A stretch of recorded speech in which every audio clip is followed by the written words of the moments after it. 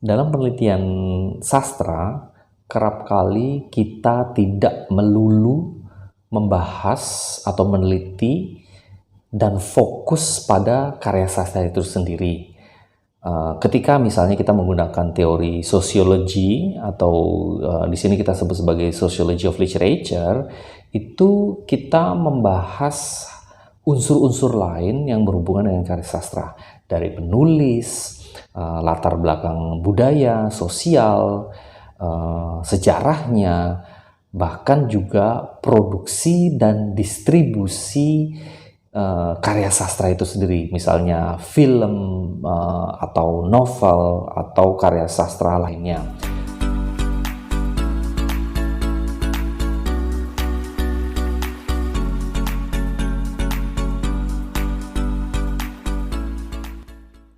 Hi everybody, welcome back to my channel.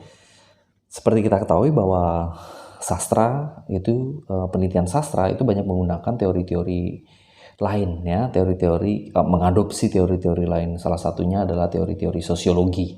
Nah, salah satu teori dari seorang sosiolog terkenal itu akan kita gunakan untuk menganalisis sebuah karya sastra. Di sini adalah kita akan menggunakan teori dari Pierre Bourdieu. Nah, uniknya adalah bahwa teori sosiologi yang kita gunakan ini itu tidak hanya fokus pada unsur-unsur intrinsik di dalam karya sastra, jadi tidak hanya membahas mengenai penokohan, setting gitu ya, jalan cerita, tetapi juga akan membahas mengenai unsur-unsur yang menjadi latar belakang atau yang mempengaruhi produksi dan distribusi dari karya sastra itu sendiri. Nah, kali ini kita selain menggunakan teori Pierre Bourdieu, kita juga akan mencoba mengaplikasikannya di sebuah contoh karya sastra. Kali ini kita ambil dari film, yaitu Parasite, ya, sebuah film Korea yang memenangkan Oscar ya beberapa tahun yang lalu. Oke, kita mulai ya. Nah, key concepts dari teori Pierre Bourdieu ini ada beberapa yang kita gunakan, yang saya ambil, yang paling utama ya, yaitu adalah cultural capital, kemudian social capital, production, distribution, and consumption of literary works, kemudian cultural field, dan social reproduction. Kita akan coba membahas satu persatu secara singkat sebelum kita mengaplikasikannya ketika menganalisis film Parasite. Yang pertama yang disebut dengan cultural capital. Cultural capital ini sebenarnya adalah merujuk pada pengetahuan, skill, dan kompetensi yang dimiliki oleh individu atau kelompok di dalam masyarakat.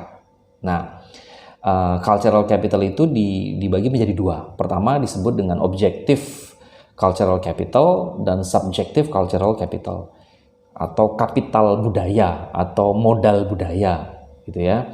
Yang disebut dengan objective cultural capital itu termasuk pengetahuan yang didapatkan melalui pendidikan formal seperti bahasa, sastra, music, visual arts yang berhubungan dengan budaya gitu ya, tetapi didapatkan melalui pendidikan formal. Sedangkan subjective cultural capital itu adalah kapital atau modal budaya yang didapatkan, pengetahuan yang didapatkan melalui pengalaman-pengalaman, pengalaman individu gitu ya, kemudian interaksi sosial dan kebiasaan. Nah, gitu. Jadi ada dua jenis pengetahuan budaya ya, atau pengetahuan gitu ya. Yang pertama melalui pendidikan formal, yang kedua melalui pengalaman atau kebiasaan gitu ya. Kemudian social capital. Social capital itu yang diperkenalkan oleh Bourdieu itu berhubungan dengan jaringan sosial atau social networks, kemudian hubungan sosial dan struktur sosial yang membuat individu itu mampu mengakses sumber-sumber pengetahuan serta kesempatan-kesempatan Jadi social capital can influence how individuals engage in fields such as literature. Jadi social capital ini dapat mempengaruhi bagaimana individu itu dapat engage di bidang-bidang tertentu. Salah satunya adalah sastra, ya seperti namanya ya, social capital. Kemudian teori selanjutnya adalah production, distribution, and consumption of literary works. Jadi Bourdieu ini mengobservasi bagaimana cultural capital dan social capital itu tadi itu mempengaruhi produksi, distribusi, penyebaran gitu ya, dan konsumsi karya-karya sastra. Di sini beliau itu mencatat atau menganalisis, mengobservasi bagaimana struktur sosial seperti kelas, pendidikan, kekuasaan itu mempengaruhi proses-proses tersebut. Contoh bisa begini, misalnya seseorang yang memiliki cultural capital yang tinggi atau akses yang luas terhadap social capital itu memiliki kecenderungan dan kesempatan yang lebih tinggi untuk memproduksi dan mengkonsumsi karya sastra yang dianggap valuable. Jadi intinya gini, kalau seseorang atau individu itu memiliki pengetahuan atau akses yang tinggi terhadap pendidikan, budaya, pengalamannya bagus segala macam, maka dia akan memiliki selera yang tinggi pula, atau yang bagus gitu, atau dia juga bisa memproduksi. Jadi kalau misalnya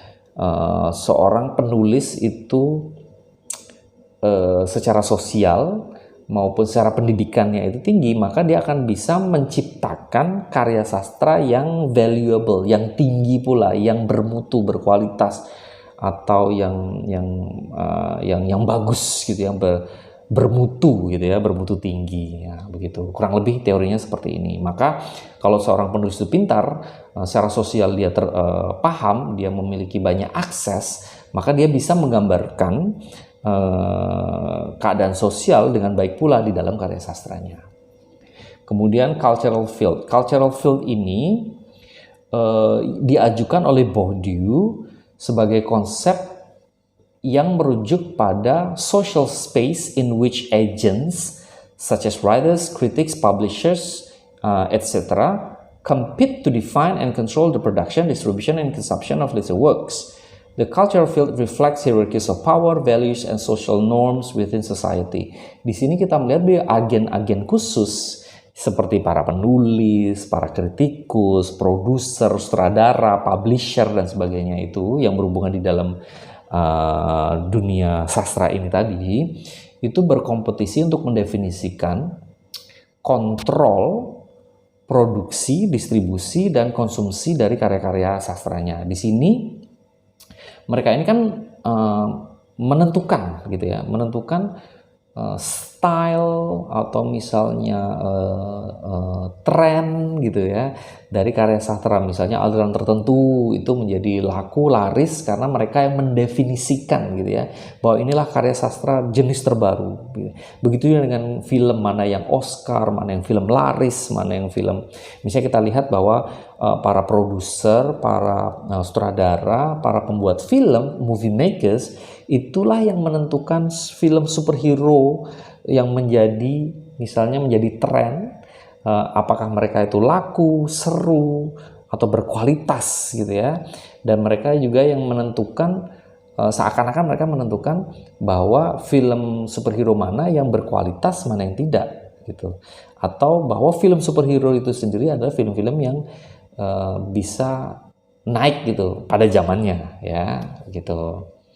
Kemudian ada lagi yang terakhir adalah social reproduction. Ini adalah salah satu key concept oleh Pierre Bourdieu yang merujuk kepada bagaimana social structures and value systems are inherited and perpetuated from one generation to the next through processes of education, social experiences, and cultural practices. Merujuk bagaimana struktur sosial atau sistem-sistem nilai itu diwariskan melalui satu generasi ke generasi lainnya melalui proses pendidikan, pengalaman sosial, dan praktik-praktik budaya. Di dalam konteks sociological theory of literature, reproduksi sosial ini itu dapat mempengaruhi preferensi sastra dan standar-standar budaya yang dapat diterima di dalam masyarakat. Bagaimana sebuah film, sebuah karya sastra itu dibilang bagus atau bisa diterima oleh seseorang itu karena memiliki latar belakang nilai-nilai budaya atau struktur sosial kita yang sudah diwariskan dari sebelumnya melalui pendidikan, melalui pengalaman dan sebagainya. Maka kita bisa melihat bahwa karya-karya sastra tertentu atau film-film gitu tertentu itu kita anggap bagus atau mewakili atau buruk atau sebaliknya malah buruk, jelek, tidak bisa diterima itu karena kita punya nilai-nilai itu tadi gitu, yang sudah diwariskan oleh generasi sebelum kita. Ataupun bila pun ada perubahan, maka itu juga akan berhubungan dengan sosial strukturnya tadi gitu. Nah, itu kurang lebihnya. Nah, untuk mengetahui lebih dalam, kita akan melihat bagaimana salah satu uniknya ketika kita menganalisis sebuah karya sastra. Saya ambil film saja, itu Parasite ya, yang disutradarai oleh Bong Joon-ho. Nah, ini sangat terkenal ya bagi para pecinta film. Mungkin tidak asing dengan film Parasite yang menggemparkan karena salah satu film Asia yang bisa masuk ke dalam nominasi dan bahkan memenangkan ya, film berbahasa asing gitu ya, tapi juga tidak film yang tidak berbahasa Inggris gitu ya, tapi juga bisa dinikmati oleh orang-orang atau mereka yang berasal dari English native speakers gitu ya, English native speaking countries gitu. Oke. Kita lihat ketika kita menggunakan teori cultural and social capital of the creator. Nah, kita bisa melihatnya, yang pertama adalah begini. Pertama kita akan menggunakan teori yang teorinya Bourdieu yang berhubungan dengan cultural and social capital. Kita melihat dari si sutradaranya. Nah, jadi tidak langsung berhubungan dengan karya sastra itu sendiri, tetapi unsur-unsur lain yang mempengaruhi produksi dan distribusi film tersebut. Di sini kita bisa melihat bahwa Bong Joon-ho, si sutradara dari Parasite ini, kita lihat latar belakangnya, bagaimana beliau ini memiliki significant cultural capital due to his extensive experience and recognition of the film industry. As a highly acclaimed filmmaker, he brings a wealth of artistic knowledge and skill to the creation of the film. Kita bisa melihat latar belakang siapa sih sutradara ini, di mana beliau itu juga adalah sutradara terkenal yang diakui begitu ya, memiliki kualitas tertentu. Nah, maka dengan kualitas-kualitas budaya, kualitas-kualitas sosial yang dia miliki, kita bisa melihat bagaimana film itu bisa bagus gitu, bisa terkenal gitu. Kenapa? Ada apa dengan dia? Pengetahuan apa yang dimiliki oleh sutradara ini? Skill apa yang dia miliki secara sosial maupun budaya ketika mengarahkan film ini atau membuat film ini. Kemudian kita juga bisa melihat social capitalnya, termasuk networks atau jaringan di dalam film industry and broader society. Likely played a role of securing funding, distribution deals, and access to resources necessary for the production of Parasite. Nah, kita melihat produksi film Parasite ini, bagaimana network dia di dalam industri perfilman itu sendiri, bagaimana dia dapat modalnya, bagaimana dia bisa mendapatkan deal-deal distribusi sehingga bisa tembus ke Hollywood misalnya, atau mendunia. Berarti kan dia mempunyai latar belakang sosial maupun budaya di dalam distribusi dan produksi film ini yang cukup baik gitu ya, sehingga dia bisa menulis film ini atau mendirect film ini dengan baik pula. Nah gitu. Jadi tidak langsung ke filmnya itu, tidak langsung ke konten atau meaning dari film itu, tetapi juga ke unsur-unsur yang mempengaruhi produksi dan distribusi filmnya. Kemudian yang kedua adalah production and distribution. Di sini kita bisa menganalisis bagaimana produksi dan distribusi dari film Parasite itu dipengaruhi faktor-faktor seperti market market demands, tuntutan pasar, kemudian cultural norms, norma-norma budaya, dan dinamika kekuasaan dalam film industri, dalam industri film. Di sini kita bisa melihat bagaimana kenapa sih film ini itu bisa laris, latar belakang budaya apa atau budaya, norma-norma budaya apa yang bisa mempengaruhi produksinya gitu. Konten di dalam film itu kenapa bisa membuat orang tertarik? Apakah karena di situ ada hubungannya dengan Korea, ya kan, yang beberapa tahun terakhir itu menanjak naik popularitasnya, ya kan? Maka mungkin jangan-jangan kebudayaan Korea itu membuat banyak orang jatuh hati, jadi memiliki rasa penasaran yang tinggi sehingga market demand-nya cocok, kemudian ketertarikan orang-orang juga semakin bisa diorganisir gitu ya, atau bisa dipenuhi gitu ya oleh si sutradara dan agen-agen produksinya gitu. Kemudian kita juga bisa mempertimbangkan the role of film studios, distributors, and marketing strategies in promoting the film and shaping its reception both domestically in South Korea and internationally. Ya, sama saja ya, berhubungan dengan ini bagaimana studio filmnya ini mampu memiliki strategi tertentu untuk mempromosikan film ini. Nah, ini kita bahas. Jadi tidak hanya kontennya ya. Kemudian berhubungan lainnya adalah consumption patterns. Di sini kita dapat examine atau memeriksa atau menganalisis bagaimana Parasite film itu dikonsumsi, dibeli, ditonton, dan diinterpretasikan para penonton yang berbeda, memiliki latar belakang berbeda di seluruh dunia. Kita bisa menganalisis bagaimana para penonton itu bereaksi, bagaimana reaksi para penonton. Kemudian bagaimana critical reviews atau ya film review, kritik film gitu kan. Dan bagaimana secara akademis itu dianalisis, film ini dianalisis. Tujuannya adalah untuk memahami bagaimana film tersebut diterima di dalam beragam konteks sosial yang berbeda begitu. Kemudian kita juga bisa mempertimbangkan faktor-faktor seperti kelas, pendidikan, dan latar belakang budaya yang mempengaruhi viewers' interpretations and the film themes, characters, and social commentary. Nah, di sini kan kok nggak salah, setahu saya ketika film Parasite ini muncul, itu banyak sekali artikel-artikel, baik artikel populer maupun akademis yang membahas mengenai kehidupan di Korea, terutama sisi gelap Seoul gitu ya, dimana Seoul itu adalah ibu kota dan salah satu kota besar di Korea Selatan yang dikenal sebagai kota yang maju di negara yang modern dan kaya. Tetapi di situ bisa dilihat bahwa banyak sekali sisi buruknya. Nah, ini dianalisis kemudian kan, tidak hanya ini merupakan reaksinya kan, kita bisa menganalisis bagaimana reaksi ini di dalam dunia akademis, di dalam jurnalisme, atau di dalam bidang-bidang lainnya begitu. Kemudian yang selanjutnya kita membahas mengenai societal reflection. Nah, ini baru masuk ke konten.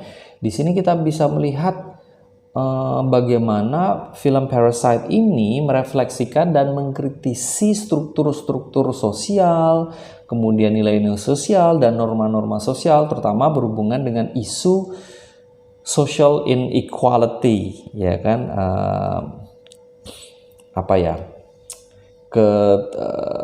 tidak samarataan sosial gitu ya, konflik-konflik kelas dan economic disparity gitu ya, berhubungan dengan ketidakseimbangan atau perbedaan sosial gitu ya. Bagaimana film tersebut itu menggambarkan interaksi antara keluarga Park yang kaya dan tentu saja keluarga Kim yang miskin di sebuah tempat yang sama gitu ya. Kemudian kita bisa menggarisbawahi atau menyorot ketegangan dan dinamika kekuasaan antara kelas-kelas sosial yang berbeda. Maka kita akan masuk konten di situ dan bagaimana penggambarannya itu. Maka kita akan melihat bagaimana kehidupan sebenarnya di Korea Selatan misalnya, atau kehidupan sosial masyarakat yang sebenarnya yang ada di dunia nyata. Apakah film ini juga bisa mewakili kehidupan sosial yang ada di berbagai belahan dunia, termasuk misalnya di Indonesia, sebut saja misalnya Jakarta gitu ya, atau kota-kota besar yang lainnya gitu.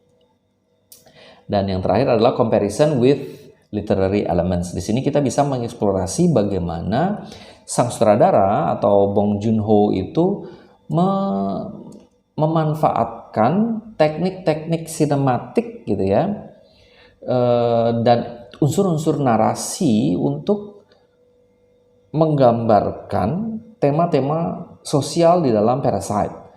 Kemudian kita bisa membandingkan atau mempertentangkan ini dengan metode-metode sastra tradisional, terutama yang digunakan di dalam novel gitu kan. Kemudian kita juga bisa mempertimbangkan bagaimana visual imagery, symbolism, and storytelling techniques. Jadi teknik-teknik berhubungan dengan penggambaran imagery, kemudian perlambangan, simbolism, kemudian teknik-teknik penceritaan yang digunakan dalam film tersebut itu menyumbang pada sociological depth atau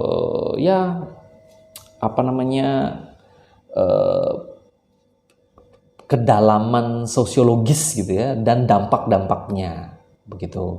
Jadi kita lihat bagaimana apakah film ini itu dapat mempengaruhi sosial gitu kan, dapat berkontribusi terhadap sosial. Misalnya apakah masyarakat kemudian yang menonton kemudian dapat melihat kehidupan sosiologi itu dengan lebih baik, kemudian dengan lebih dalam begitu, atau bagaimana. Nah, itu juga kita bisa gunakan teori ini kita ingin menganalisis film Parasite gitu ya. Nah, dengan mengaplikasikan teorinya Pierre Bourdieu gitu ya di dalam karya sastra untuk menganalisis, terutama specifically when we want to analyze the movie Parasite, kita dapat mendapatkan pengetahuan gitu ya, bagaimana film itu merefleksikan dan interrogate social structures dan mempertanyakan struktur sosial, dinamika budaya, dan hubungan kekuasaan di dalam masyarakat kontemporer atau masyarakat modern. Kemudian menitikberatkan pada complex interplay between literature, film, and social cultural context. Jadi gitu ya. Jadi kesimpulannya adalah kita bisa menggunakan teori ini mengenai social dan cultural capital itu, atau modal awal dari individu atau kelompok itu dalam produksi dan distribusi karya sastra. Nah, uniknya di situ.